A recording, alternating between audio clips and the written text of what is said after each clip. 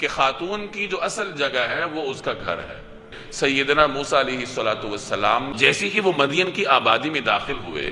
تو ان کا جو سب سے پہلا سامنا ہوا کہ ایک ہجوم ہے جو کسی جگہ جمع ہے کنویں پر، اور کنویں میں سے پانی نکالا جا رہا ہے۔ اب یہ ہجوم جمع ہے، پانی نکال رہا ہے، اور ہجوم کے ایک طرف دو بچیاں کھڑی ہیں، خواتین کھڑی ہیں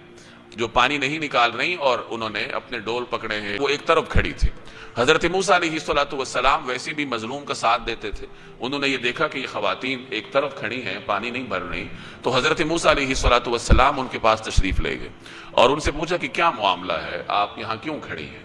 تو ان بچیوں میں سے ایک نے جواب دیا کہ بات یہ ہے کہ ہمارے والد بزرگ ہیں، بیمار ہیں،